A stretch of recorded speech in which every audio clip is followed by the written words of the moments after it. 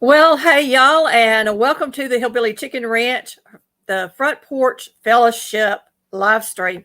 Today we have a big program, and I've got a lot of notes. So y'all are going to see me reading, and hopefully you'll get some inside information about the Social Security Administration. But first off, I want to welcome, I'm tripping over my words this morning. I want to welcome in everyone, and especially the ones that came in early. That's why I decided to hop on. Look at me. I just can't talk today. So the first one in here today was Michael's Adventures. So welcome in, Michael. I appreciate you being here. Stephanie with WSFN, thank you for coming in.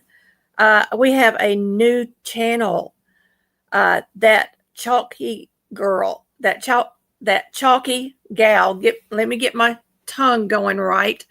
So thank y'all for coming in so early in this program, because this is going to be a long program, y'all.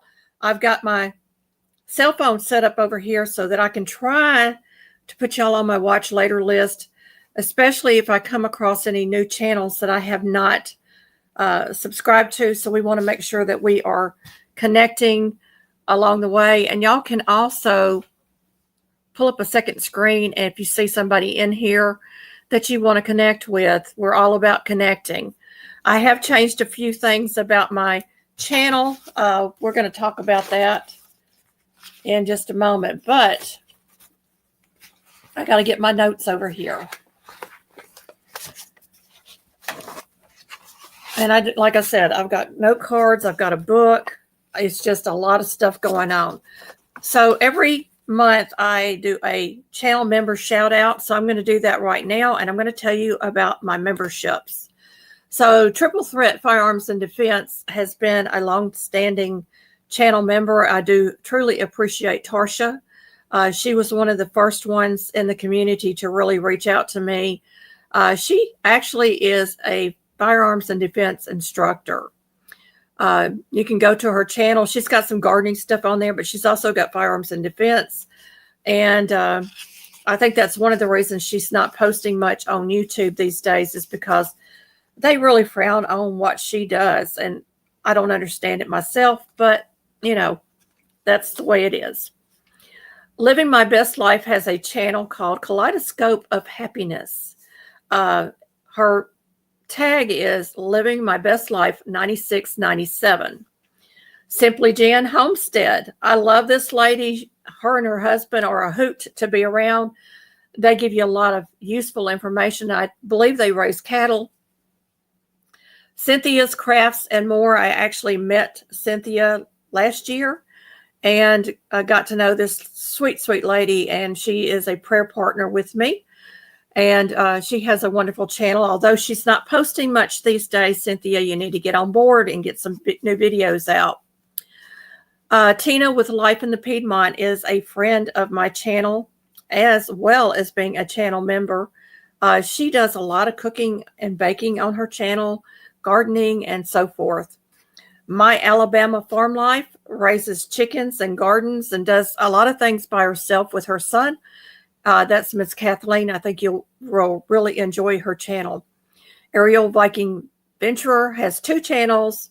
It's Aerial Viking Venturer, which is mostly Australian tourism. And then she has a cooking channel called Aerial Cooks.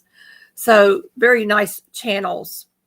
Dawn Ray B does a lot of gardening and things like that. She's been a long-standing channel friend of mine. And the Garden Hoe channel is new to me, but let me tell you, I love this lady already.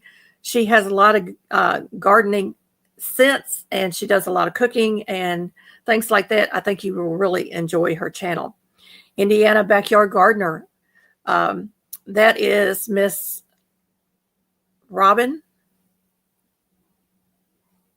Adrian, I'm sorry. That was Adrian. Hey, Christy, welcome in. Adrian is an avid gardener, and you'll see a lot of gardening videos on there. And every year she does a seed swap. So if you're interested in getting involved in that, make sure you go over and check out some of her videos. Handicapped traveler is Dan. Dan does a lot of traveling. He is handicapped. He lost his wife, Kathy, last year. She was a beautiful person on their channel and very much loved by Dan and all of us. And she was a gardener and cook. So Dan is learning how to cook, and he's got a niece or grandchild living with him. I'm not sure which one it is, to help him out. P&J Homestead Adventures, that's Paula and Jason, and they do all kinds of homesteading adventures. You'll enjoy that channel. I think they're into the keto right now. Michael's Adventures 4261. It's all about this little raccoon, and I love his channel. So if you like watching those night vision videos, that's the channel for you. Anne's Play 63, she does a lot of AI videos, little short stories and stuff, and she's just really, really a sweet lady. Different Styles, and it's DIFRENT Styles. Makes his own music.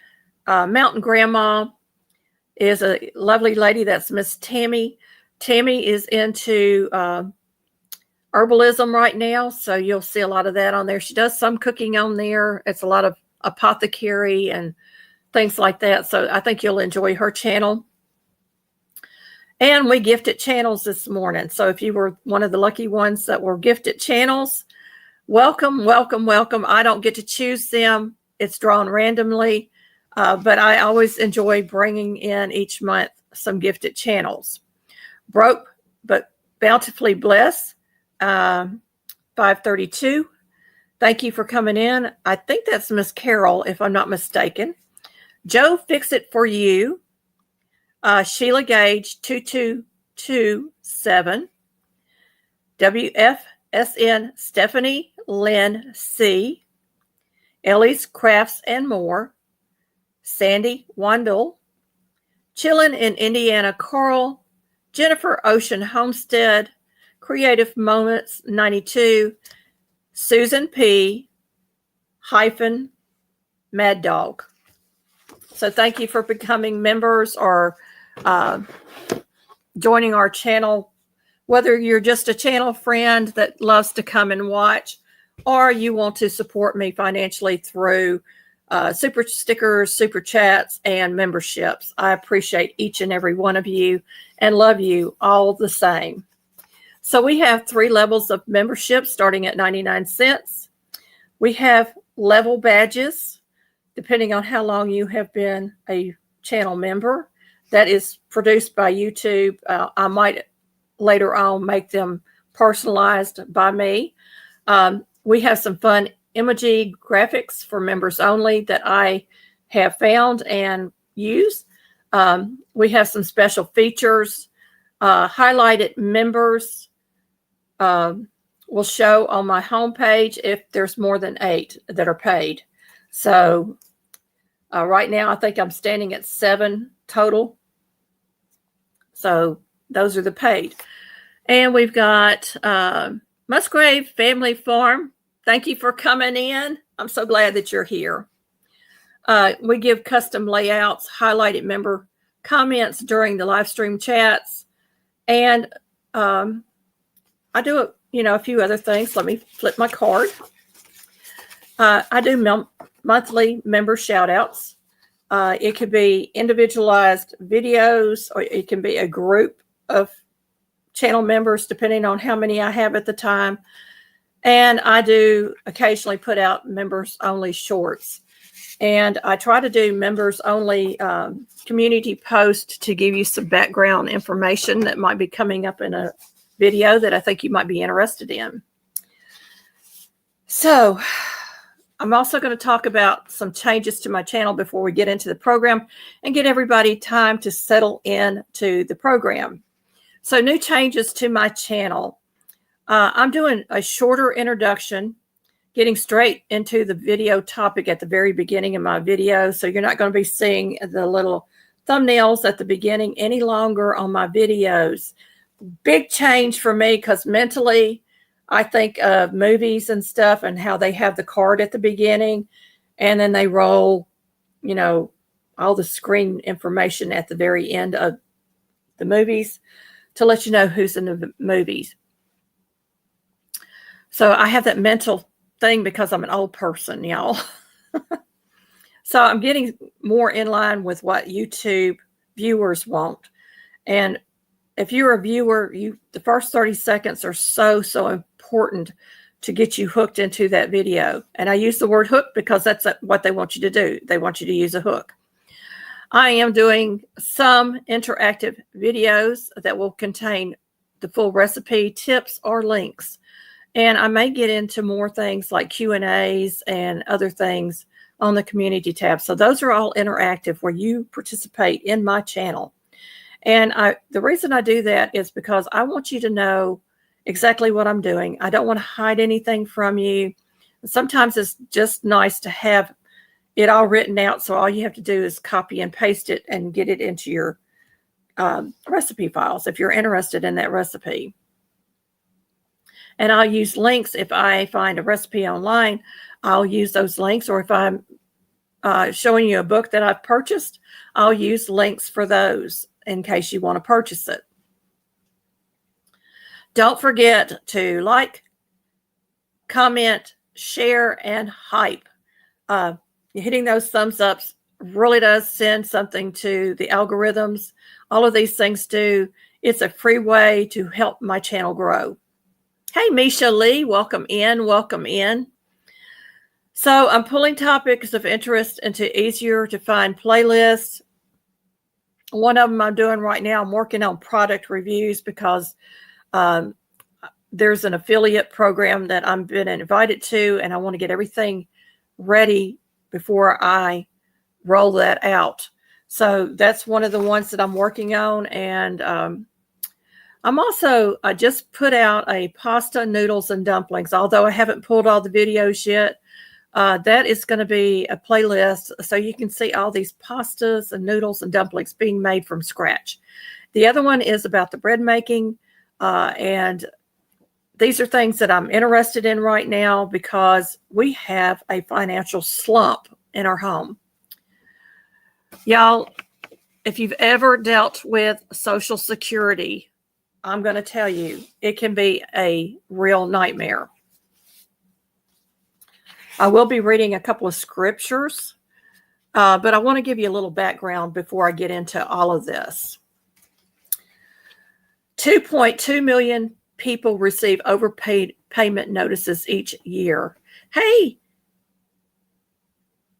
Hennep Tribe Homestead, let me get you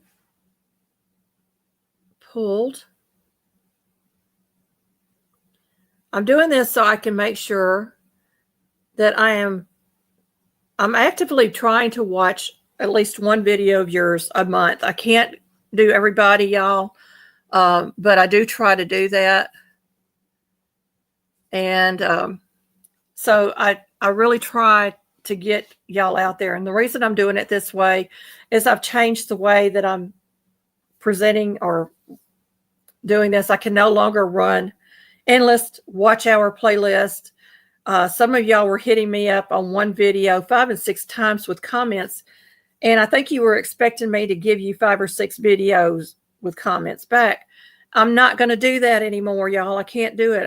I don't have time. I had over 500 on my watch later list. And I went through and I looked at it, and some of them had 50 or 100. And that was a turnover in 1 week. So I just can't do it anymore. So what I've done is I've created a channel friends of this channel playlist. And if you are on there, you are one of my regulars that come to my channel all the time. And I love your content, and I want to share that out with my community. It's a great way for me to support your channel and hopefully send some people over to join your channel. And hey, Trish in progress, welcome in. So I've gotten away from that for a couple of reasons. I just couldn't keep up, to be honest. I don't have enough hours in the day. And I'm over here on my cell phone, not looking at y'all. I'm going to grab a video from Trish. Well, I'm going to have to come back to you, Trish, because all you have on your channel are shorts, and I've already watched your one regular video. But I'll write your name down, and I'll go catch one of your shorts. So the more you watch my channel, the more chances you're going to get put on that Friends of the Channel playlist. And the idea behind that is it's going to draw my viewers over to your channel because they might like something that you have. So I'm offering them a variety of content creators, a variety of genres, because I have a lot of genres that I watch, like Michael's Adventures and so many others. I love watching Handicapped Traveler. He goes and visits museums and stuff. I like the Bud Files. There's just so many of them that I like. And I think I have about 80-ish channels on there, and I may have to make a second list to kind of keep them short so people can just scroll through. So those are permanent, meaning that I have no plans of taking you off there unless you offend me some way down the road. I'm going to put that out there.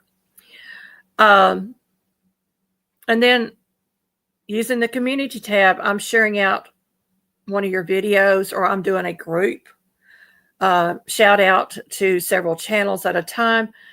And I may put you on there one or more times a month, depending on how much time I have in each day. Right now, my plan is to do my members first because they're paid. And then my channel friends, as I get to watch your videos, and I try to leave a comment. I don't always leave anything but hearts, but I try to watch your video through. And if I really like your video, I'm going to share it out on that community tab. So quality is better than quantity, if you get my point. All right, get back into what I need to be talking about. 2.2 million people receive overpayment notices each year. This is due to administrative errors. The letter I received, and I do believe it was in 2023, the end of 2023 or the beginning of 2024, was we have made an administrative error, and if you're not at fault, you don't have to repay this amount. And further down in the letter, it states it again, that I will not have to repay it. So the first thing I did was went and handed it to a lawyer or a legal firm. And that's a scam, and that's a whole nother topic in itself. And I'll tell you a little bit about the issues that I have with that. So by law, Social Security can do clawback. So they're taking money from the poorest of poor people in the United States that are on Social Security or one of the Social Security programs to pay back their administrative error. Not ours, theirs.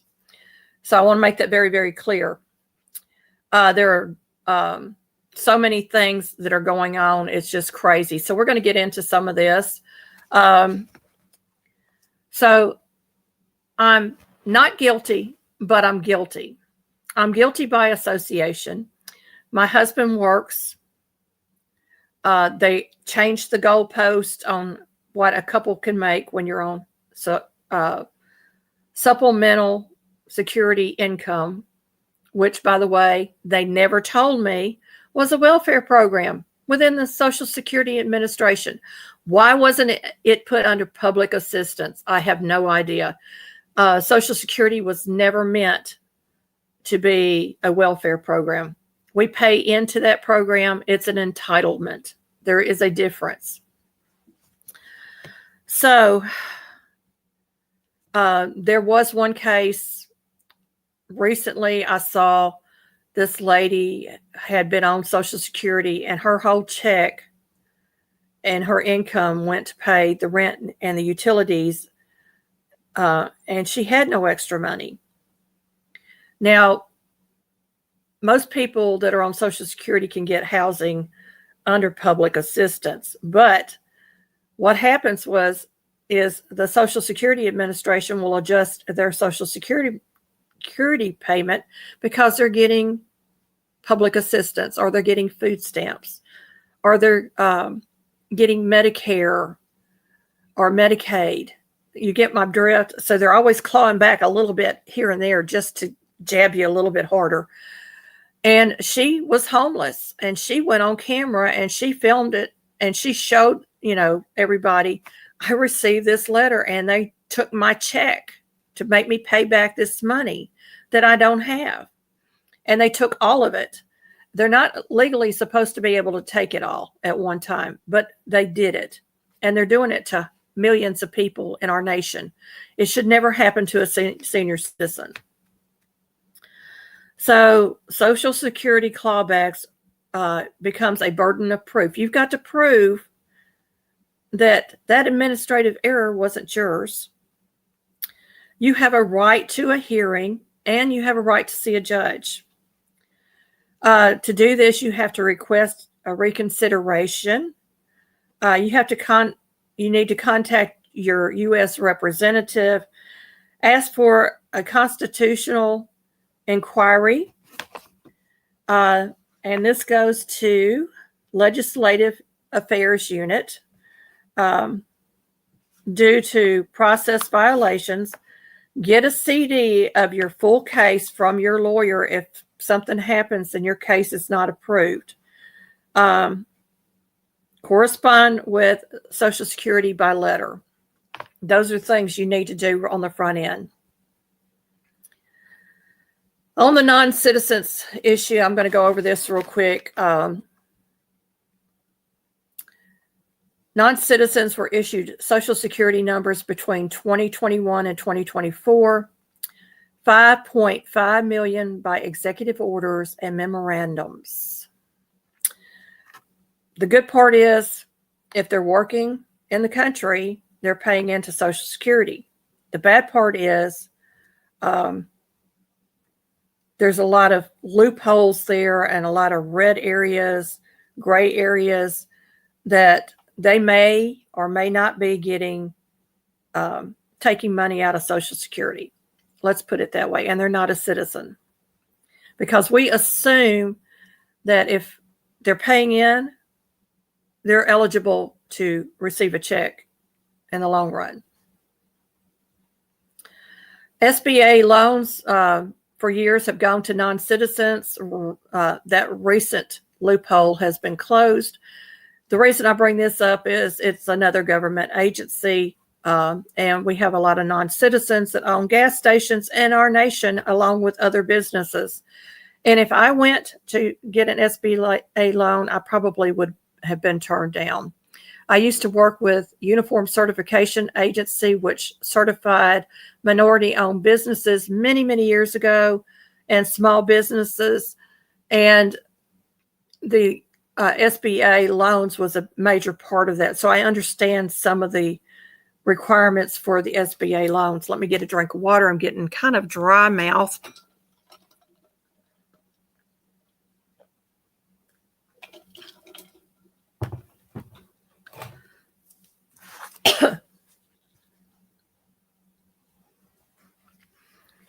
Okay. So SBA and Social Security Administration and public assistance are all organizations that try to help people out. And look, I'm not against anybody coming to this country and working to make a living. I want to make that on the front end. I just want to say that out loud because I have son-in-laws that are here and they come from another country. One of them had legal papers, and his papers were taken from him by a police officer down in Memphis. And he was beaten, and they shredded his papers, and he's been fighting ever since to try to get his green card back. The other son-in-law was brought over here as a minor. Well, both of them were brought over as minors, but he was brought over as a minor and dropped into Arizona for months on end and had no contact with anybody. And an Indian tribe actually took him in and tried to help him. And he recently went for citizenship, and I think he was turned down on a technicality. I'm not really sure because that daughter is not talking to me right now. but both of them were in the process of trying to get citizenship in this country, which would be a dual citizenship for them because of their country of origin. I want to get into a little bit about the origin of Social Security versus the modern machine that we have today. And you got to understand that Social Security was a solvent, non-government institution until Lyndon B. Johnson, I think, borrowed from it and then snatched it. And that's another story altogether, too. It messed us up because now we have politicians putting in input into Social Security regulations and laws. And y'all, we can't keep up. Social Security can't keep up. And the goalposts go from one point to another all the time. You get my picture here? It's a game for them.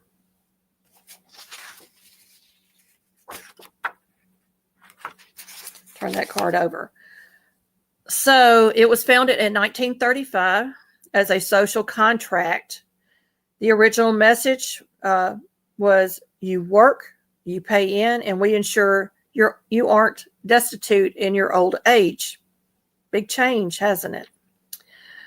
It was a handshake promise in the 1930s with me receiving a clawback letter in the 2020s. I didn't break the contract. The machine did. So I paid in, I worked all my years and I paid in and thought I was doing good. And y'all have always been honest with people. I have always tried to live honestly. And for them to accuse me of stealing money from the government just really hurt me. And I'm still trying to mentally process all of this. But it's been a nightmare. And I'm going to be honest with you. So now we're going to get into the spousal income injustice. So when I received Social Security, supplemental security income, I was never told that it was a welfare program within the Social Security Administration. It should have been put under public assistance, but for whatever reason, it was put under Social Security Administration. Suddenly, my individual lifetime work was devalued because of my husband's income. So I had to include his income to get my SSI.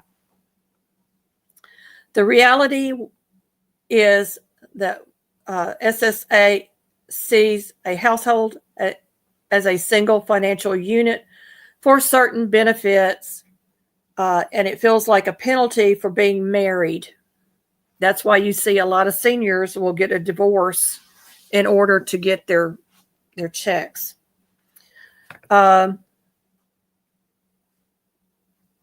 snowball effect, and I'm going to talk about this again, is when the SSA seizes your income tax return, which is what has happened to me and my husband, and they will garnish his check and my check, or one or both.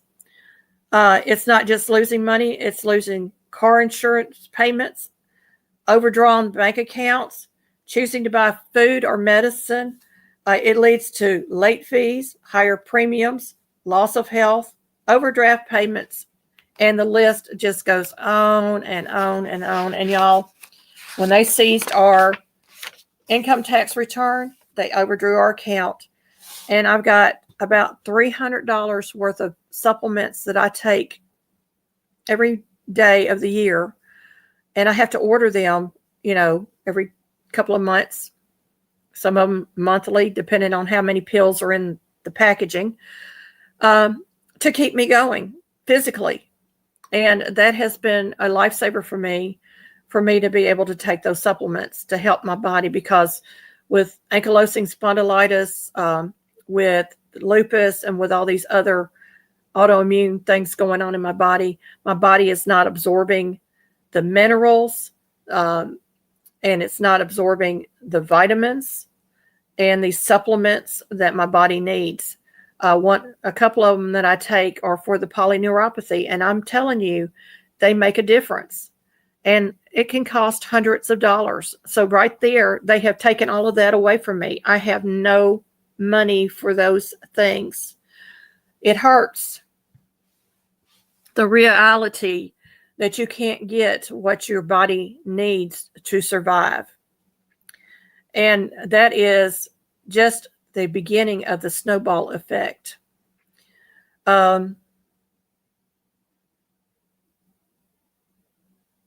Under SSI, supplemental Social Security or supplemental security income, the welfare program inside the SSA is not or should not be in there. It should be in public assistance. So they had put me on SSI because I was, according to the judge and the lawyers, not eligible for full Social Security disability. What they did with me was for 5 years, they toyed with me and I couldn't work. And I was at death's door 3 times I know of, in and out of the hospital 3 times within a 3-month period that kick-started all of this. I suddenly couldn't work, and I was being hospitalized and wasn't even sure what was going to happen next. So they toyed with me. So I lost my 40 quarters. You got to go by their quarters, which is 10 years of you working and paying into the system. See, they've already clawed back that money without your knowledge. It's all a game. So they set up earnings traps and they set up all kinds of traps, and I'm just going to really get into it. It's unrealistic laws that they have put in place, regulations and laws. And so the earnings test trap, I'm not going to go all the way up through all of this. In 2026, the cap for an individual is $24,480. That's all you're allowed to have for an individual income. And it does not include my husband's income if you're receiving benefits based on your work record. If you are your own retirement benefit, which is SSR, the Social Security checks you receive are based on the credits you earned over your life. So when I went before the judge, it had already been 5 years of fighting Social Security to get something started, to get TennCare, to get anything to help me. The medical bills had built up. Just all kinds of crazy stuff had happened. And they told me I didn't have enough quarters for disability at that point because I hadn't worked in 5 years. So I've already lost half of my quarters waiting on Social Security to get their act together. So again, it's a game. They did it on purpose, and I cannot express it enough. They did it on purpose to hold me back from what was rightfully mine because I worked for it, I paid into the program, and it was an entitlement. So only your W-2 wages or net self-employment income count towards the $24,480 cap for one person. For SSI, because it's a welfare program, they counted my husband's income. Your spouse could make $1 million a year, and it shouldn't reduce your check by a single penny, y'all. Not by a single penny. The mistake is if SSA is clawing back your retirement benefits because of your spouse's income, they are likely making a massive administrative error. This should have never been an issue. SSI is a program that should be on public assistance side and not under Social Security umbrella. Get my picture here.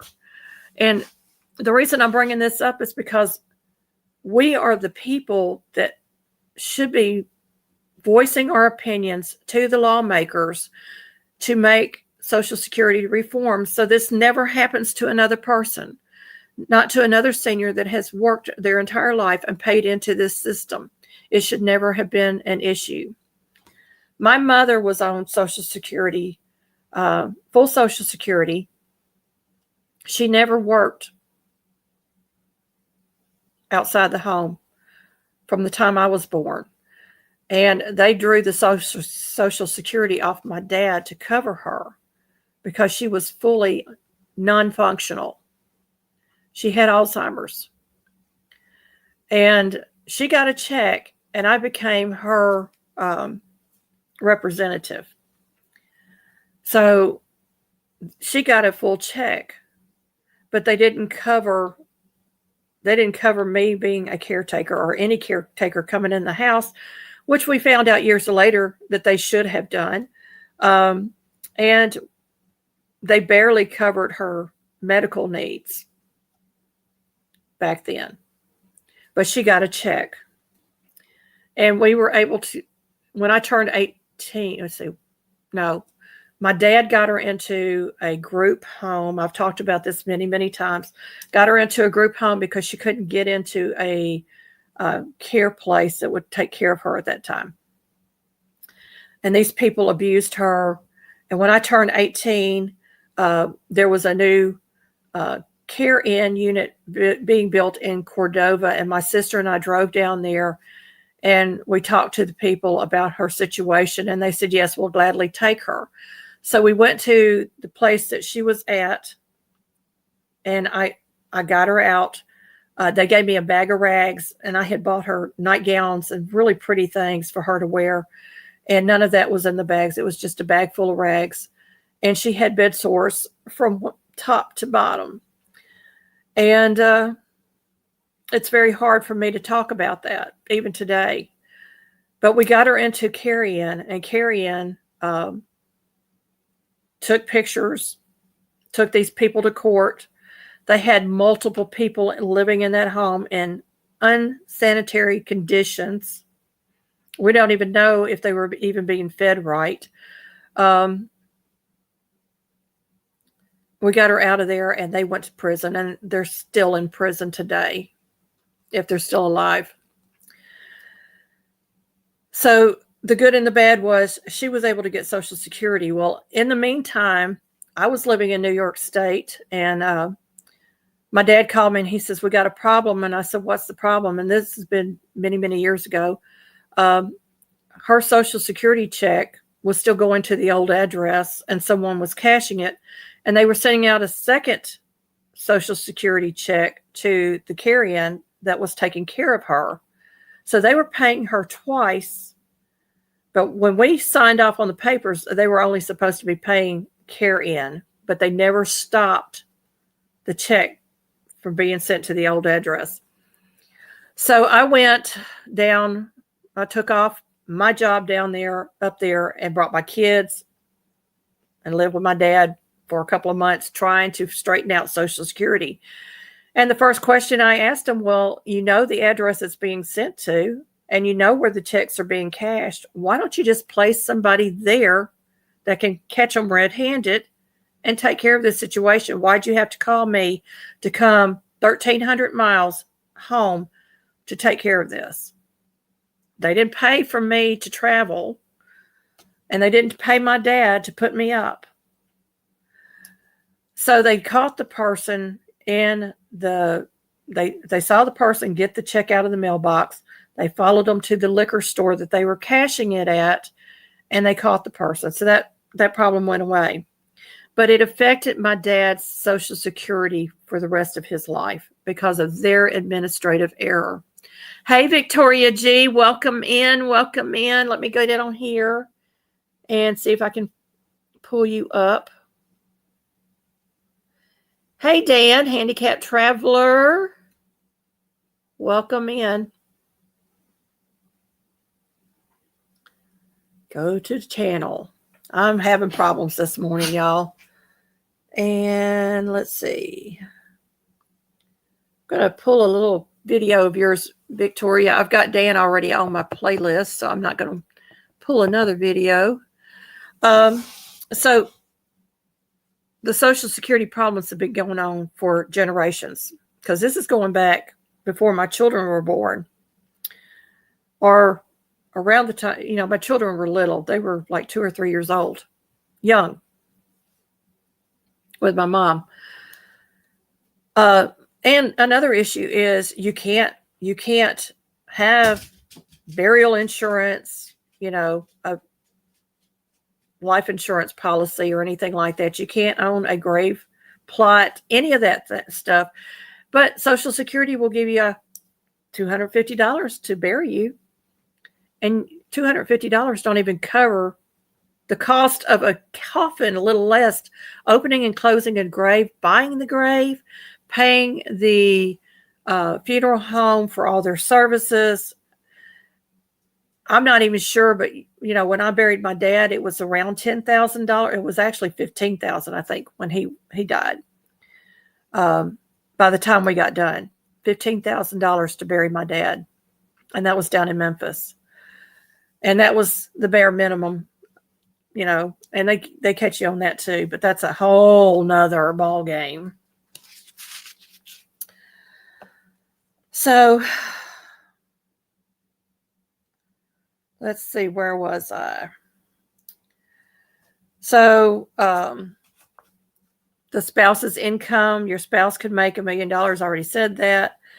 If SSA is clawing back on your retirement benefits because of your spouse's income, they are likely making a massive administrative error. I said that. Because I'm on SS retirement now. See, I was on SSI. Now I'm on SS retirement because I didn't qualify for full Social Security, because now they have taken all my quarters away from me. Y'all get this?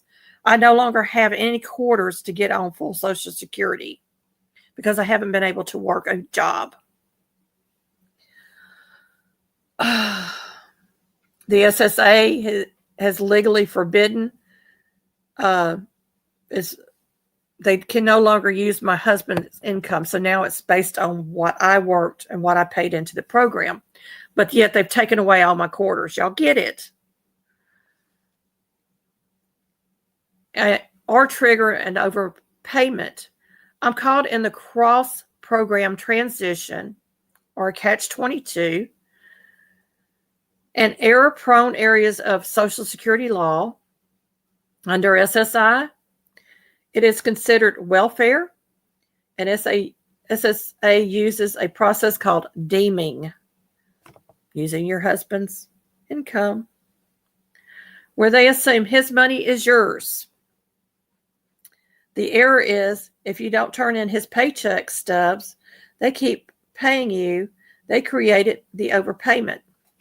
I turned in everything to them. Every time I refiled, they got all the information. But during COVID, and I said the word, and it may get taken down, they didn't do refiles for 2 or 3 years. They didn't do refiles. So I was still sending in, what our income tax report was to them. They didn't do anything with it for 3 years. So here's the kicker. They switched me to SSI because I was no longer qualified, because we were now considered over the income limit with his income. And they switched me to Social Security retirement, which put me back in the bracket where it's just based on my income alone. They also took away my TennCare during all this. So I have no other insurance but to depend on my husband's job to pay for my insurance, which is costing us roughly between $800 and $1,000 a month for insurance. The old SSI debt didn't vanish. It followed me. The SSA is now in cross collecting. by garnishing money from my retirement check, or they can still go after my husband because it was under SSI and garnish his paycheck to pay off the old SSI mistake that they made called an administrative error. Y'all get this? It was their error. They didn't collect the information. Well, they got the information, but they didn't do anything with it for 3 years. So they created the overpayments, literally, because they weren't doing their job. One hand wasn't telling the other hand what they were doing, literally, within the organization of the Social Security Administrative. And this is the main problem. Debt follows, and that debt followed me. I wrote it down somewhere. I think I wrote it up here. So they told me that I owed $7,635. I'm on Social Security income. We don't have that kind of money laying around anywhere. So we fought it. They took this year's IRS tax refund. So that reduced it by $1,619, with leaving a balance of $6,016 to be paid. And if they take my entire retirement check, it will take me approximately 10 months to pay off without an income for me whatsoever, taking away my independence completely. Y'all get it? And while I'm on it, I'm dependent upon Social Security Administration to make those payments. If I wasn't on it, I would be independent. Behave. I talked a little bit about, hush. Hang on a second. Hush. Sorry, y'all. Yeah, it's a problem. And you know what? Not everybody that's on Social Security will ever go through this. But I think it's because I had to fight for 5 years to even get Social Security started, and I had to go before a judge to get it done, that they had me on a checklist. Being honest, I really do think that. They had me on a black book list. I was being black booked. Oh, let's see. The quarters confusion. To get full Social Security, you generally need 40 quarters or 10 years of work. You have to have that record. And I've worked since I was 16, y'all. So I had approximately 35, 40 years of work records paid in. And they're only counting 1 quarter, 1 10-year period for my Social Security check if I got a full Social Security check. That's the kicker. They're stealing money from us. The Social Security Administration likely didn't realize I had a full 40 quarter in work history, so they gave me a reduced or partial retirement benefit because they didn't count all of the years that I worked. The injustice in my retirement benefit check is small due to their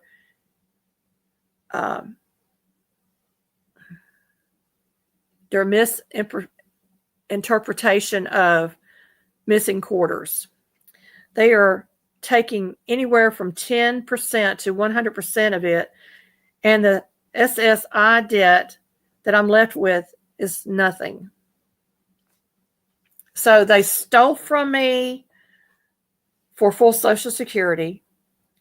During the time I was on SSI, they kept clawing back because of his income on my check. So they were taking money away from me there. When I got on to SS retirement, they told me I didn't have enough quarters to qualify for more than what I was getting. And y'all, that check is small, very small. You can't live off of it. The unrealistic law, the eligibility gap. I made too much because my husband works for me to get SSI. But I didn't work enough quarters to get a high retirement check for full Social Security. I'm stuck in a catch-22 gap, too rich to help, but too poor to survive the clawback. I got more to tell you.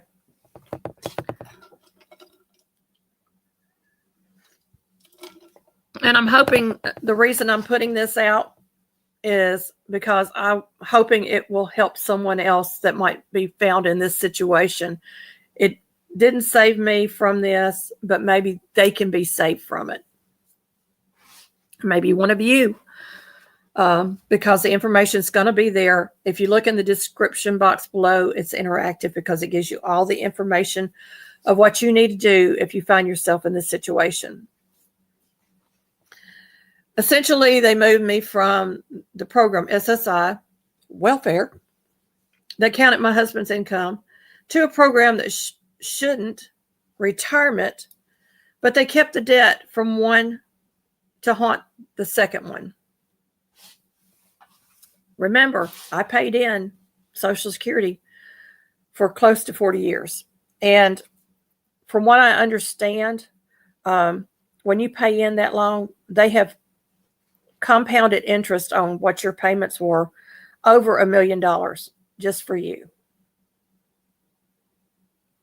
But I owe them $7,635 or whatever. Anyway, and they have continually taken away from me. So I feel like I had already paid it back. Honestly, I feel like I paid it back 100-fold. Here's the call to action. And where's my card?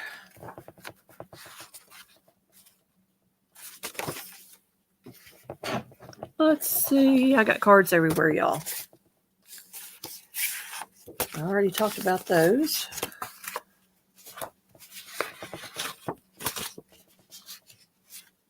Here it is. So they seized our IRS tax refund. They haven't sent me a letter yet, but more than likely they're going to garnish my checks or possibly my husband's checks. It was an oversight on overpayments and a broken chain within the Social Security Administration. Problems with too many hands in the pot. Too many politicians making regulations and not closing loopholes.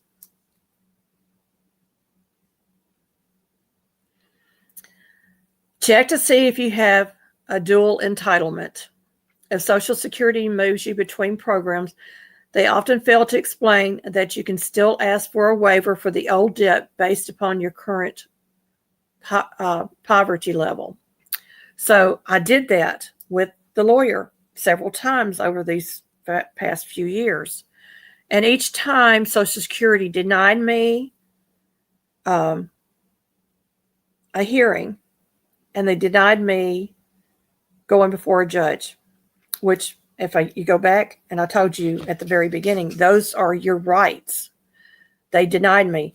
Now, they did give me a hearing date. Let me tell you about this. They gave me 2 hearing dates, 2 days apart, and no advance notification whatsoever. In other words, it showed up on Friday, and I was supposed to be at this hearing with no address, no nothing, the following Monday morning. And I also had a doctor's appointment that I've been waiting on for 6 months that I could not cancel because I didn't receive my mail until after 5 p.m. thanks to the United States Postal Service. So they gave me 2 dates, 2 days apart, and did the same thing with both of them. You get that? So I wasn't able to do the hearing. So I asked again for another hearing, and I asked them politely to give me 2 weeks notice prior to the hearing date so that I could make arrangements for medical doctors and so forth, or appointments that I had. And I was denied that. I was denied going before a judge, and my lawyer supposedly called me back in October to tell me that I no longer was a client of theirs because they couldn't do anything else for me. And I never received that phone call either or a letter from them. And they basically drop me without my consent, which is a no-no in the legal community. So that's a whole nother issue. But that was the final straw for me. That happened right before Valentine's Day. And I told my husband, I said, they seem to drop these things on a Friday evening or a weekend when you can't call anybody and you can't do anything about it. And they usually do it right before a holiday, like a double whammy. I'm going to get you, stab you in the back. Okay, I'm getting off that soapbox. You want to check and see if you have a dual entitlement. If Social Security moves you between programs, they often fail to explain that you can still ask for a waiver for the old debt based upon your current poverty level. The government sees the quarters or a deemed dollar. They don't see the woman who worked as much as she could and now being penalized for being married. They took our complete income tax return, even though the income wasn't mine. They cut my monthly check based on his income, which forces me to rely on his income to make it look like the household income, removing my independence. Dry mouth. Which makes it look like our household is wealthier on their computers, creating a cycle where I can never get ahead with Social Security Administration. The power in the numbers is advocacy. By contacting your representatives and mentioning to Social Security Fairness Act of 2025, you can say you support me. And if you're interested in my full name, all you got to do is email me and I'll be glad to send it to you. And other seniors being penalized for Social Security administrative errors, we need better oversight of the overpayment clawback system. That's all you have to say to them. And all of this should be in the description box below. I encourage you to share this live stream with everyone you know who just got a scary letter like I did. Knowledge is our best defense against a system that relies on people being intimidated to appeal. Social Security is good about hiding information and struggle with SSIA's outline portal of scanning documents. My CD from the lawyer is my gold ticket for evidence. So if you have a lawyer involved, make sure you get that CD from them.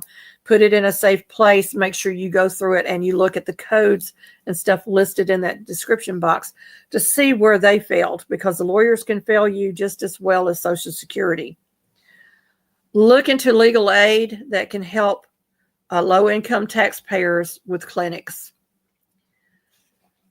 Since overpayment clawbacks cause the snowball reaction of financial misery, become a homestead exchange for a neighborhood economy that helps seniors dealing with frozen checking accounts, seized funds, and help with groceries, garden prep, wood splitting, and other ways to help fill in the financial gap. We have our church family that can step in if they want to. I don't know if they will. We really financially, he makes a good check, but during all of this period, his hours at work have been cut. He's getting less than 40 hours a week, which really limits us on what we can and can't do. And that check just does not stretch far enough. Thank God for our home pantry is all I got to say, because without that, we would be going hungry as well. But there are things that we do need help with. I'm a senior citizen. I'm not young anymore. I keep telling myself I'm young. You know, mentally, we think we're still 18, but our body's telling us different. Your support and subscribing and sharing this video and this channel out is a simple way to push it out into the YouTube platform algorithms so that the senior rights and Social Security reform are topics people care about, and they'll know that. Y'all, look at everything, because when I was on SSI, they told me what I could have, what I couldn't have.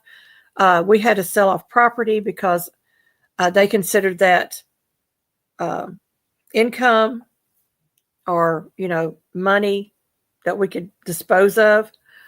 So they wanted us to sell off. I couldn't have a second vehicle when I was on SSI for me to drive me to and from the doctor's office. And they don't tell you this. They don't give you the book of regulations for SSI for you to read through.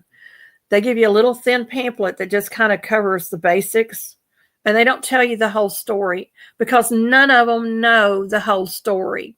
I'm on SS retirement now, and I should be able to get my full Social Security. And they have also changed the goalpost on that as well. It's no longer 65, it's 67. So they've changed the goalpost on that as well. And if you're younger, you fall into a different group, it could be 70 years old or 75 or 80, and you'll never see a dime of it. And then another issue is they're saying it's going to go insolvent in 2032, which is just a few years away. So even if you're on Social Security now, 2032, you may not be able to get anything. So you need to be thinking about that. So if you have successfully won a waiver, or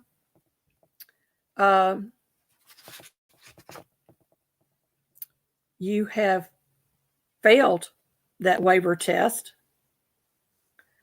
I'd like to hear your story. So you can email me, or you can put it in a community post so that others can see it as well.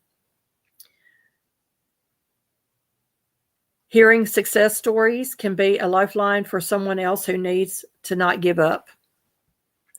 If you want help, take action. Go to house.gov and find your U.S. representative and tell that administrative error should not be debt for seniors. And that if you have a neighbor who just got one of those letters, tell them they aren't alone. Send them this channel and this live stream. We're homesteading with the truth together. I didn't share the Bible verses. Let me grab my Bible and my card, because I wrote everything down. Y'all, I have so many cards out here. Where is it? Go back and look. So this is just, all of this has just been crazy nonsense stuff that we should not ever have to deal with. First of all, when I walked into my lawyer's office, I thought, well, I'm an American citizen. I paid into this program. I'm entitled to have a just hearing before a judge. And I was told, oh, no, you're not. So being an American citizen, being a veteran doesn't buy you anything.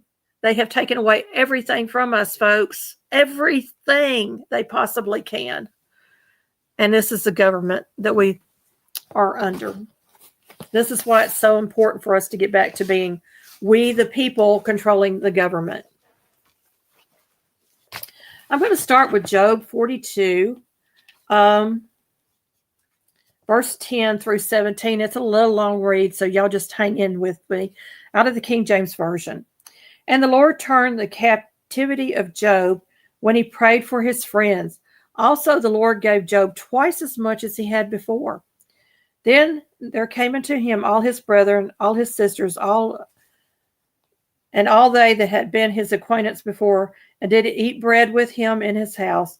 And they bemoaned him and comforted him over all the evil that the Lord had brought upon him. Every man also gave him a piece of money, and every one an earring of gold. So the Lord blessed the latter end of Job more than his beginning, for he had 14,000 sheep and 6,000 camels and 1,000 yoke of oxen and 1,000 she-asses. He had also had 7 sons and 3 daughters, and he called the name of the first Jemima, the name of the second Keziah, and the name of the third Curran-Hapuk. And all in the land there were no women found as fair as the daughters of Job, and their father gave them inheritance among their brethren. And after this lived Job 140 years, and saw his sons and sons and sons, even 4 generations. So Job died, being old and full of age. God will turn this situation with me, because I have faith, I have that mustard seed faith in God, into a double portion for shame. Let me look up the other scriptures, because I didn't get that done before we got started here.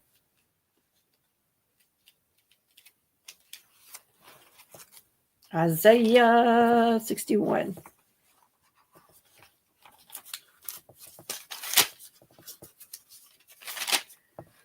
Isaiah 61, verse 7.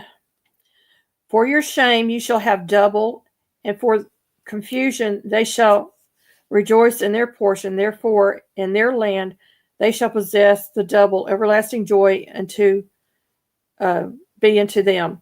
So God's going to give me a double portion for my shame, but he's going to turn a double portion of shame upon the Social Security Administration and our government for what they have done. And we have to remember, our government is not a real person. Social Security is not a living being. And they have no soul. They are ran by rules and regulations made by man. Zechariah 9, I think that's towards the end.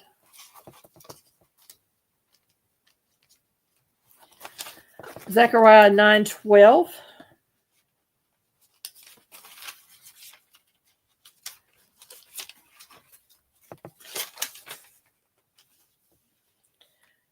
Turn you to the stronghold, ye prisoners of hope. Even today I will declare that I will render double unto thee. So there again is that double portion of shame, or double portion for shame. God is going to take this situation. I don't have to defend myself. I can write letters and I can do all that, but I don't have to do any of that really. All I have to do is sit and wait on God. I know for a fact that God provides. He has provided for us in the past. He will continue to provide for us, whether I get the check any longer or not. It was a hard pill for me to swallow, having that happen, because we trust, we're innocent. We want to trust our government. We want to trust these organizations within the government to do what is right. Exodus 14:14.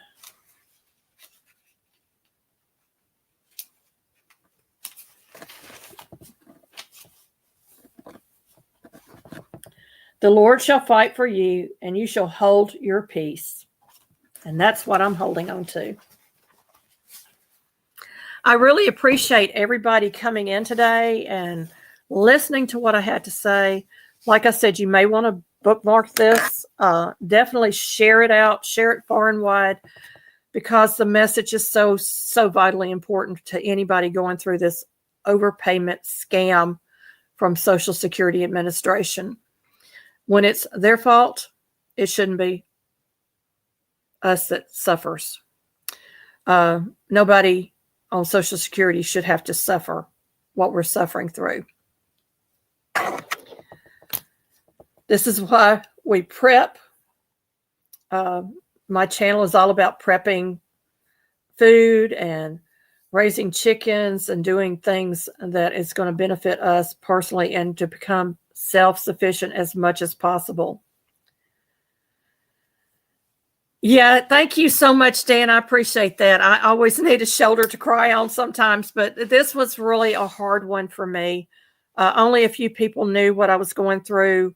I didn't share a whole lot. I kind of mentioned it when it first started, and I was really hopeful because that first line in the letter says, "We have discovered an administrative error, and you're not at fault." But later on in the letter, it says, "You have to prove that you're not at fault."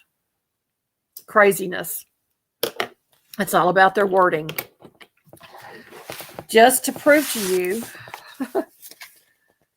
there's my Social Security file and all this. And that's not even all of it. This is just, I think, 1 year or 1 year of paperwork. The other year is in my file cabinet of this, going through this with Social Security and with a lawyer. So I know the VA is another issue. I haven't been able to get my DD-214 from the VA. My ex-husband took all my paperwork when we were married, and I haven't been able to recover it.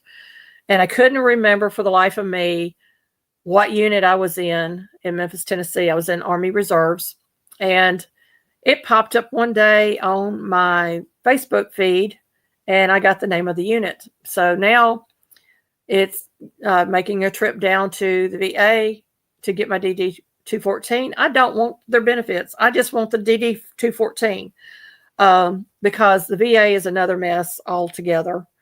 But I was in the 330th General Hospital Army Reserve Unit in Memphis. And that was my unit. So I have that information, and I have it recorded now. Y'all, do your due diligence. Keep up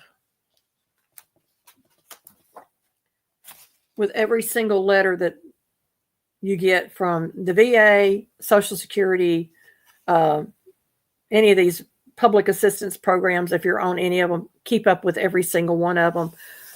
And if you're eligible for programs, you know they're going to claw back some of that money somewhere. They got to take from Peter to pay Paul, and we get stuck in the middle. So just remember that.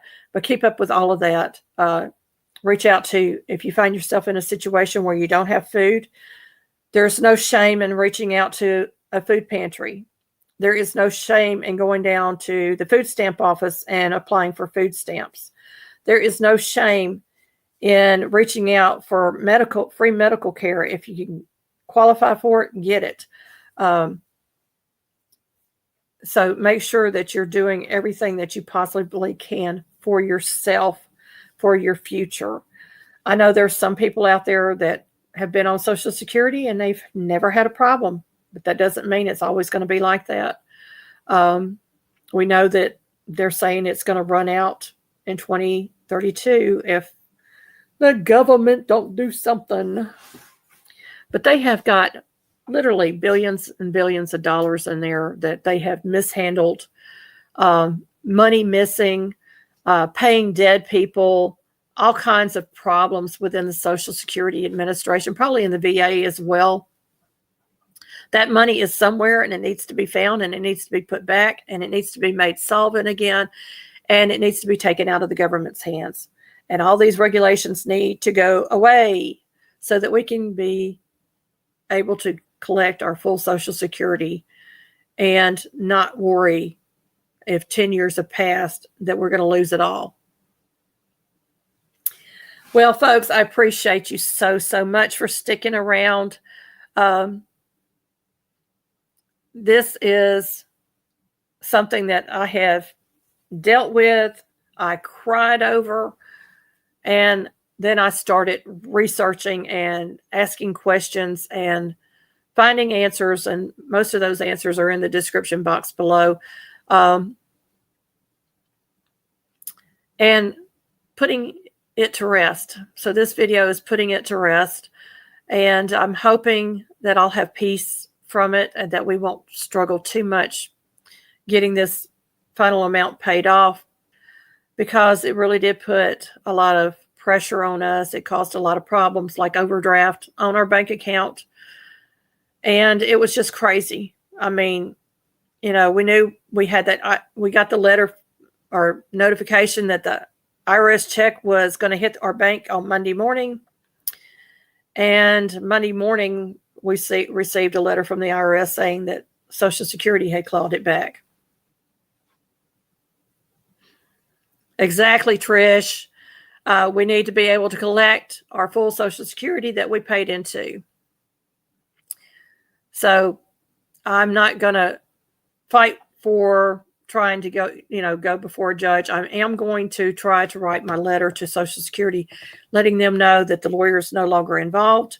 And I am going to contact my U.S. representative. If they want a copy of the CD, they'll have to burn it, because I want to keep the original copy. And I want them to know that, yeah, they can go ahead and claw it back, but they're not entitled to any money that I was being paid by Social Security, because they have literally made millions of dollars off of my work record for almost 40 years. They're not entitled to it. And that this IRS and Social Security reforms and all these things that need to be reformed needs to be taken care of in our next Congress session. I'm just sick. I'm sick of seeing how bad our country has become. I'm sick. I mean, I had a knot in the pit of my stomach, just sick. But I know that God is still on the throne, and he will give us a double portion for our shame.